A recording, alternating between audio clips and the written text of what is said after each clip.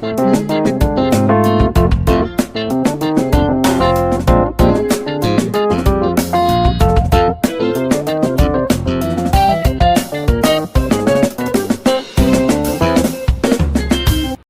penelitian hukum. Topik ke-36 dari 70 topik. Rumusan masalah dalam penelitian hukum. Bagian kelima. Contoh rumusan masalah untuk penelitian perkawinan beda agama.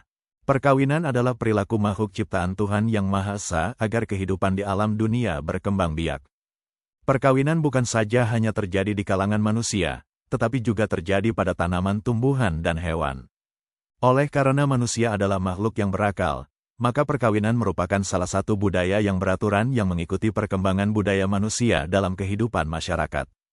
Dalam masyarakat sederhana, budaya perkawinannya sederhana, sempit dan tertutup. Dalam masyarakat yang maju, atau modern, budaya perkawinannya maju, luas, dan terbuka. Budaya perkawinan dan aturannya yang berlaku pada suatu masyarakat atau pada suatu bangsa tidak terlepas dari pengaruh budaya dan lingkungan di mana masyarakat itu berada serta pergaulan masyarakatnya.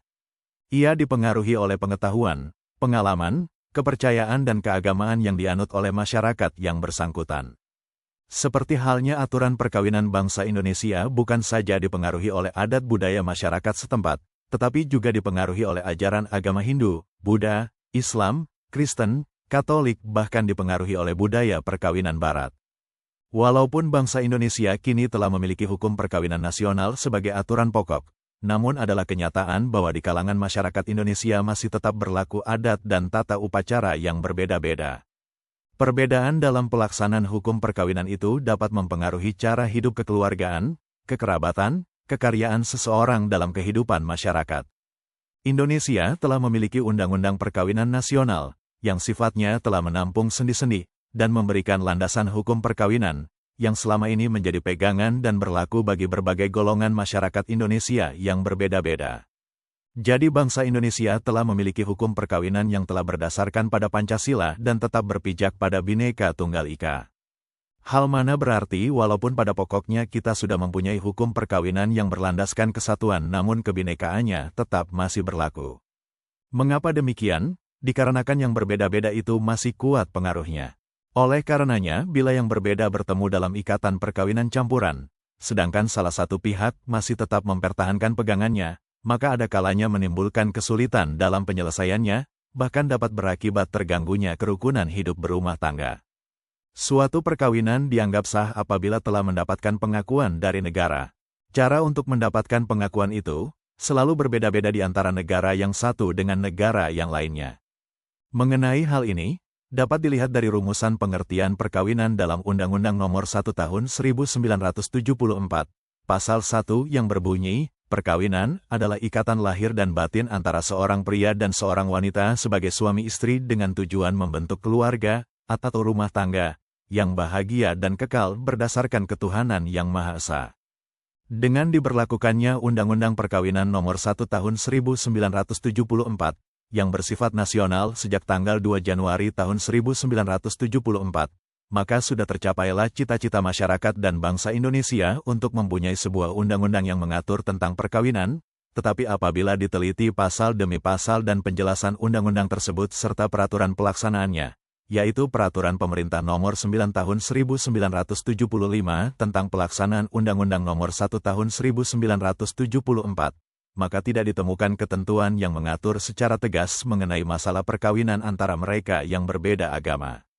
Sejak diberlakukan Undang-Undang Perkawinan Nomor 1 Tahun 1974, maka Dinas Kependudukan dan Catatan Sipil tidak melaksanakan pencatatan perkawinan terhadap mereka yang agamanya berbeda, dalam pengertian tidak melaksanakan perkawinan secara agama apapun.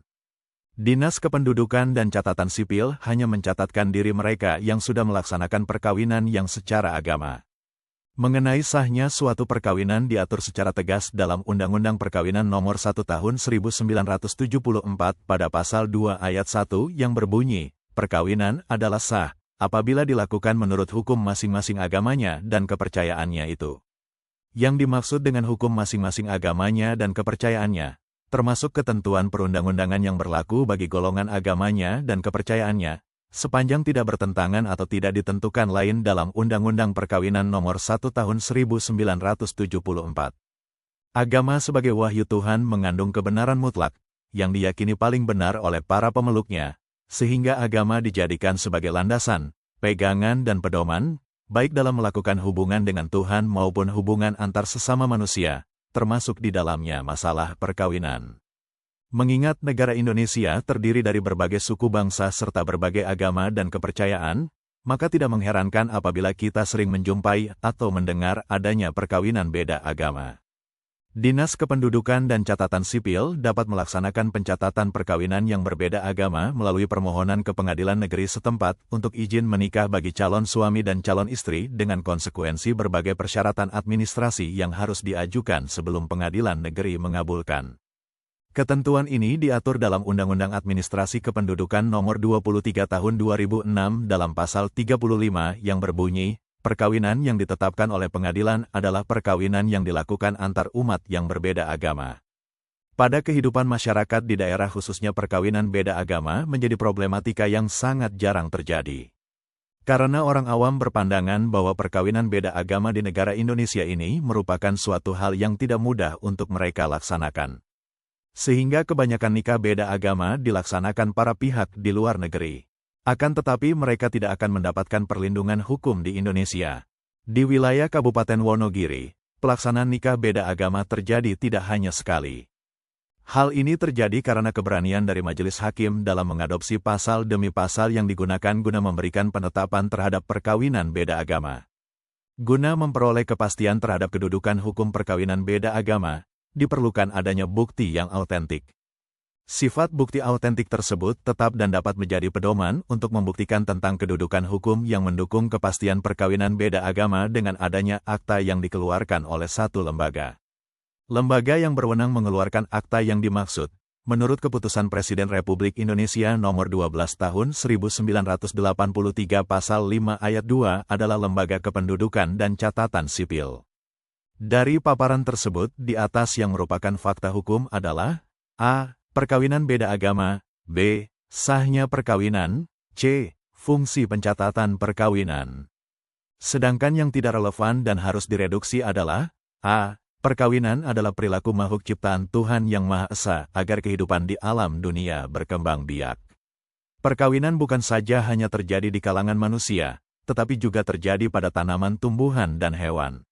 Oleh karena manusia adalah makhluk yang berakal, maka perkawinan merupakan salah satu budaya yang beraturan yang mengikuti perkembangan budaya manusia dalam kehidupan masyarakat.